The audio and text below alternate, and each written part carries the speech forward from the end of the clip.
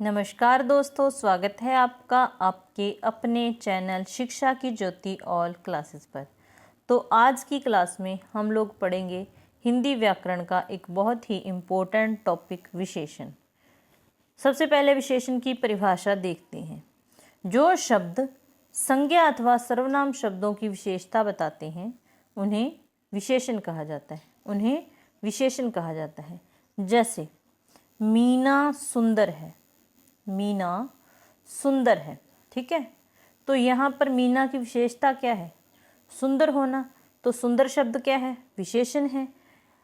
जो जिसकी विशेषता बताई जाए वो होता है विशेष्य, और जो विशेषता बताए वो होता है विशेषण। तो यहाँ पर विशेषता कौन बता रहा है? सुंदर। तो सुंदर क्या है? सुंदर है विशेषण। सुंदर है विशेषण। किसकी विशेषता बताई? मीना की। तो मीना क्या हो गया? विशेष्य हो गया, ठीक है, विशेष्य हो गया। इस चीज़ का आपको ध्यान रखना है कि जिसकी विशेषता बताई जाए वो विशेष्य होता है, और जो शब्द विशेषता बताते हैं वो विशेषण होते हैं। स्थान के आधार पर विशेषण दो प्रकार के होते हैं। कौन कौन से होते हैं? एक तो होता है उद्देश्य विशेषण, ठीक है। उद्देश्य विशेषण मतलब कि संज्ञा विशेषण भी कह सकते हैं हम, उद्देश्य विशेषण। और एक होता है विधेय विशेषण। वह होशियार बच्चा है, यहाँ पर तो संज्ञा से पहले विशेषण आ जाए, ठीक है, वहाँ पर तो होगा उद्देश्य विशेषण, और जहाँ पर विशेषण संज्ञा से बाद में आए वहाँ पर होएगा विधेय विशेषण। इस चीज़ का आपको रखना है ध्यान। ये विशेषण का काम क्या है? एक तो विशेषण अर्थ को सीमित कर देता है, ठीक है, दूसरी विशेषता बताता है, ये चीज़ें आपको ध्यान रखनी है। संख्या निर्धारित करता है, हीनता प्रकट करता है, परिणाम बताता है। तो ये सारे काम विशेषण के हैं। एक होता है प्रविशेषण, जो विशेषण की भी विशेषता बता दे शब्द, वो क्या होता है? प्रविशेषण। जैसे यह लड़की बहुत सुंदर है, सुंदर उसकी विशेषता है, ठीक है, विशेषण है। विशेषण की विशेषता क्या है? बहुत सुंदर है। तो यहाँ पर क्या है? बहुत में क्या है? प्रविशेषण है। इस चीज़ का आपको रखना है ध्यान।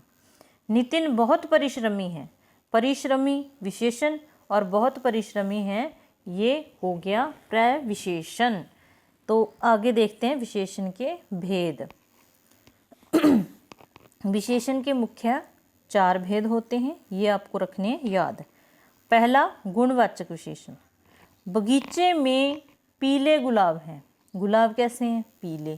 पीला होना गुलाब का गुण है, तो यहाँ पर क्या हो गया? गुणवाचक विशेषण हो गया। किसान गरीब है, गरीब उसकी दशा है, ठीक है, तो यहाँ पर भी हो गया गुणवाचक विशेषण। आम मीठा है, मीठा स्वाद है, स्वाद में भी है गुणवाचक विशेषण। गुणवाचक विशेषण का मतलब ये नहीं कि केवल गुण ही हो, ठीक है, यहाँ दोष आए, दशा आए, रूप रंग जैसे काला, सफ़ेद, चमकीला, इस तरह से आए, आकार आ जाए, छोटा आ जाए, लंबा आ जाए, जो वो सब गुणवाचक विशेषण में आते हैं। स्थिति आ जाए, हम कहें कि अगला, पिछला, इस तरह से कहें तो वहाँ पर भी क्या हो जाता है? गुणवाचक विशेषण हो जाता है, ठीक है। तो नेक्स्ट देखते हैं। नेक्स्ट है संख्यावाची विशेषण। संख्यावाची विशेषण मतलब कि संख्या की बात हो रही है। यहाँ पर तो पहली चीज आपको ये देखनी है कि जिस संज्ञा सर्वनाम की विशेषता बताई जा रही है वो गिनती करने योग्य हो, गणनीय हो, ठीक है, तभी संख्यावाची विशेषण हो जाएगा, ठीक है। सबसे पहले निश्चित संख्यावाची। यहाँ पर तो संख्या निश्चित है, जैसे हम 2 मित्र हैं, 2 ही मित्र हैं, संख्या निश्चित है, तो निश्चित संख्यावाचक विशेषण आ गया, ठीक है। अगर संख्या निश्चित नहीं है तो वहाँ पर अनिश्चित संख्यावाची विशेषण आता है। जैसे भीड़ ने सैकड़ों लोगों को मार दिया। लोगों को गिना तो जा सकता है, जो लोगों को गिना जा सकता है, जो संज्ञा है वो गणनीय है, लेकिन निश्चित नहीं है, तो इसका मतलब क्या हो गया? अनिश्चित संख्यावाची विशेषण यहाँ पर आ गया, ठीक है। इतनी सी बात है। प्रश्न संख्यावाची विशेषण और परिमाणवाचक विशेषण से पूछे जाते हैं, तो ध्यान बस इतना ही रखना है। जहाँ पर संज्ञा सर्वनाम गणना करने योग्य है वहाँ पर संख्यावाचक हो जाएगा, और यहाँ पर मापतोल की बात आ जाए वहाँ पर परिमाणवाचक विशेषण हो जाएगा। परिमाणवाचक विशेषण, इसमें भी वही उसके दो भाग होते हैं, निश्चित परिमाणवाचक और अनिश्चित परिमाणवाचक। निश्चित जहाँ पर निश्चित है, जो मापतोल है वो निश्चित है। जैसे इस कमीज में 1 मीटर कपड़ा लगा, तो यहाँ पर 1 मीटर है जो निश्चित परिमाण है, ठीक है, तो निश्चयवाचक परिमाणवाचक हो गया, ठीक है। अगर मैं अपनी बहन के लिए 2 किलो मिठाई लेकर गया, जहाँ पर भी संख्या क्या है, निश्चित है, निश्चित परिमाण है 2 किलो, किलो क्या है, मापतोल वाली बात आ गई, 2 किलो निश्चित है, तो यहाँ पर हो गया निश्चित परिमाणवाचक विशेषण, ठीक है। इसके बाद जैसे आगे देखते हैं, राजेश ने थोड़े आम खरीदे, आम हम किलो में लेते हैं ना, थोड़े खरीदे, यहाँ संख्या निश्चित नहीं है, मतलब कि कितने किलो लिए ये निश्चित नहीं, तो इसका मतलब यहाँ क्या हो गया, अनिश्चित परिमाणवाचक विशेषण हो गया। आज मैंने ढेर सारा मक्खन खाया, यहाँ भी कोई निश्चित नहीं है, कितना खाया, ढेर सारा मतलब थोड़ा खाया, ज़्यादा खाया, ये चीज़ का पता नहीं, तो यहाँ पर क्या हो गया, अनिश्चित परिमाणवाचक विशेषण हो गया। जो चौथा भेद है विशेषण का वो है सार्वनामिक विशेषण। सार्वनामिक विशेषण, सार्वनामिक विशेषण में इसको आप संकेतवाचक विशेषण भी कह सकते हैं। जैसे यह पुस्तक मीना की है, संकेत मिल गया कि किसकी है ये पुस्तक, मीना की है। कोई बच्चा बाहर खड़ा है, कोई बच्चा बाहर खड़ा है, इसका मतलब संकेत है, तो यहाँ पर सार्वनामिक भी कह सकते हैं आप, ठीक है, क्योंकि कोई क्या है, सर्वनाम है, यह क्या है, सर्वनाम है, तो सार्वनामिक विशेषण भी कह सकते हैं, संकेतवाचक विशेषण भी आप इसको बोल सकते हैं, ठीक है। इस प्रकार से आपको ध्यान रखना है। आगे विशेषण की अवस्थाएं होती हैं, विशेषण की अवस्थाएं होती हैं, मूलावस्था, उत्तरावस्था और उत्तमावस्था। एक तो चीज़ कह लें कि ये अच्छी है, एक कह लें ये उस चीज़ से अच्छी है, एक कह लें ये सबसे अच्छी है, तो इस प्रकार से मूलावस्था, उत्तरावस्था और उत्तमावस्था होती हैं, ठीक है। जैसे हम कहें कि मोहन होशियार है, ठीक है, मैं कहूँ यहाँ पर, अगर आप इसको ना भी रखें तो भी चलेगा, मोहन होशियार है, ठीक है, यहाँ पर क्या आ गया, मूलावस्था आ गई, उसकी मूल अवस्था है कि मोहन होशियार है।